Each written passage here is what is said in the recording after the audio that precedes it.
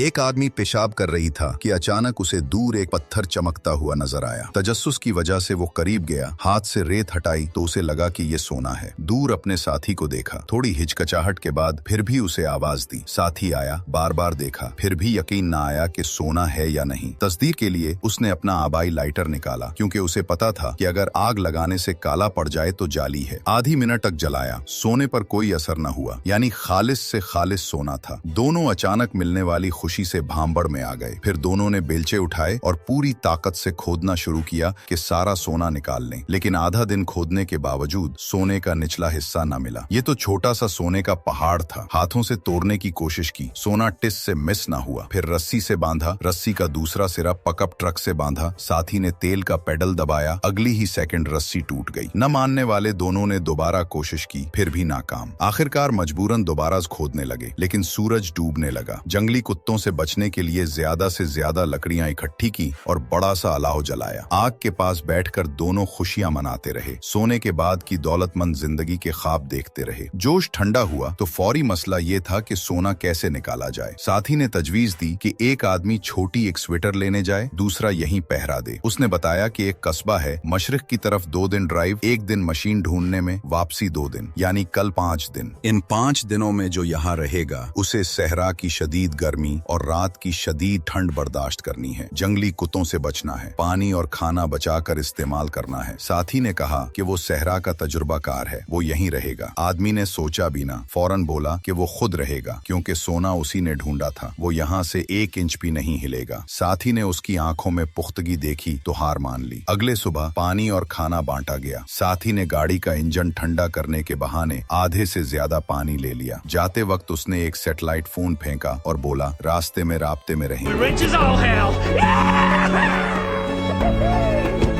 फिर गाड़ी स्टार्ट करके गुबार उड़ाता चला गया। साथी के दूर होते ही आदमी ने सोने को रेत से ढांप दिया, कैनोस से सादा साया बनाया। दूसरे दिन लकड़ियां चुनने गया तो अचानक एक तैयारे का मलबा मिला। करीब जाकर देखा तो बेहतरीन कैंप लगा। अंदर बैठकर आराम किया, लेकिन चीन न आया, क्योंकि सोना नजर न आ रहा था। तसल्ली के लिए तैयारे के पुर्जे उतारे और एक एक करके सोने के पास घसीट कर लाया। जल्द ही तैयारे के मलबे से छोटा सा खेमा बना लिया। सब कुछ करके सोने के पहाड़ को देखता रहा, मुतमईन होकर सो गया। लेकिन तेज धूप ने नींद खराब कर दी। पेशानी पर फिफले ने निकल आए। भूख और दर्द बर्दाश्त करते हुए सोने के पास आया। चमकता सोना देखकर बर्दाश्त न हुआ। पूरी ताकत से एक टुकड़ा तोड़ ही लिया। अभी सोच ही रहा था कि जल्दी से भाग जाए कि सैटेलाइट फोन बज उठा। साथी ने बताया कि गाड़ी खराब हो गई, वापसी में ताखीर होगी। आदमी ने बताया कि उसने एक टुकड़ा तोड़ लिया है और वो मरने के करीब है, जल्दी आकर ले जाए। लेकिन साथी तो लालच में अंधा हो चुका था। उसे एक टुकड़ा नहीं, पूरा पहाड़ चाहिए था। उसने कहा, कैंप संभालो, सोना बचाओ, मैं जल्द आ रहा हूँ। आदमी ने मजबूरन हाँ कह दी। रात को जंगली कुत्तों ने दंदनाते हुए हमला किया। जान बचाने के लिए मशल लेकर रात भर भगाता रहा। जरा सी गफलत बर्दाश्त न थी। सुबह हुई तो खेमे में लेटा। इतने में एक जहरीला सांप आहिस्ता आहिस्ता आया। भूख से पागल आदमी ने छुरी उठाई, हमला किया, लेकिन सांप बच गया। प्रोटीन हाथ से निकल गया और बदतर बात, आखिरी पानी का बर्तन गिरकर फूट गया। बर्फानी सर्दी पर तेजाब।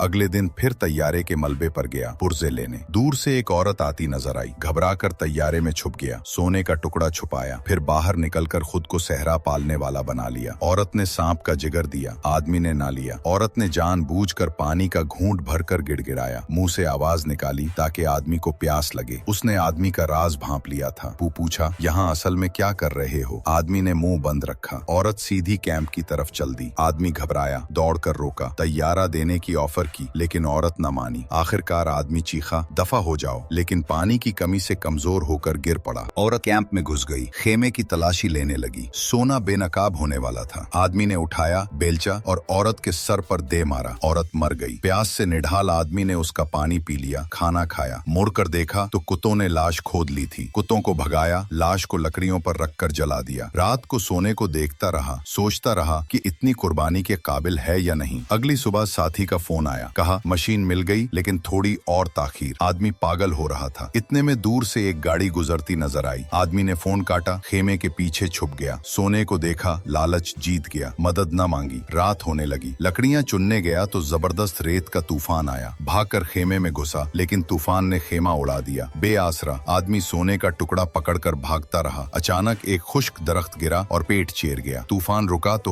होश आया। पेट से दरख्त निकाला, खून रोकने के लिए गर्म कैन को पेट पर दबा दिया। दर्द से बेहोश हो गया। होश आया तो लगा कि जली हुई औरत भूत बनकर तीर लेकर आ रही है। एक बच्चू जख्म में घुस गया, लेकिन आदमी को सिर्फ सोना नजर आ रहा था। घुसते घुसते सोने के करीब पहुंचा ही था कि साथी का फोन आया। मैं पहुंचने वाला हूँ, सोना बचाओ। आदमी ने फोन बंद किया, सोना दोबारा छुपाया। अचानक औरत वापस आ गई। आदमी घबरा।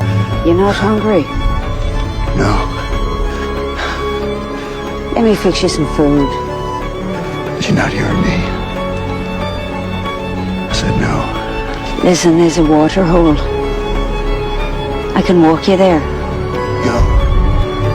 You'll die if you don't. Go! So you didn't see me, sister? Go. लेकिन पता चला कि ये मरने वाली औरत की जरवा बहन थी। खुशकिस्मती से बहन की लाश तो जली थी, हड्डियां भी कुत्तों ने खा ली थीं। सबूत कोई ना बचा। बहन मायूस होकर चली गई। आदमी बेहोश हो गया। जब आंख खुली तो चारों तरफ अलाव जल रहा था। औरत ने जाने से पहले कुत्तों से बचाने के लिए आग जला दी थी। अगले ही पल कुत्तों ने हमला कर दिया। आदमी ने फोन मिलाया। साथी ने वही झूठ बोला। बस पहुंचा। कुत्ते आदमी को घसीट कर ले गए। मरते दम तक भी आदमी सोने को देखता रहा। दूसरी तरफ पहाड़ी पर साथी दूरबीन से सब देख रहा था। जमीन पर सिगरेट के टूटे और खालें बता रहे थे कि वो कई दिन से वहीं बैठा था। जो ही आदमी मरा वो नीचे उतरा कि अब सोना अकेला इसका है। लेकिन अचानक एक तीर आया और उसके सीने को छुलनी कर गई। वही जरवा बहन दूर से तीर चला रही थी। वो गई ही ना थी, बस इंतजार कर रही थी। आखिरकार दोनों लालच की भेंट चढ़ गए।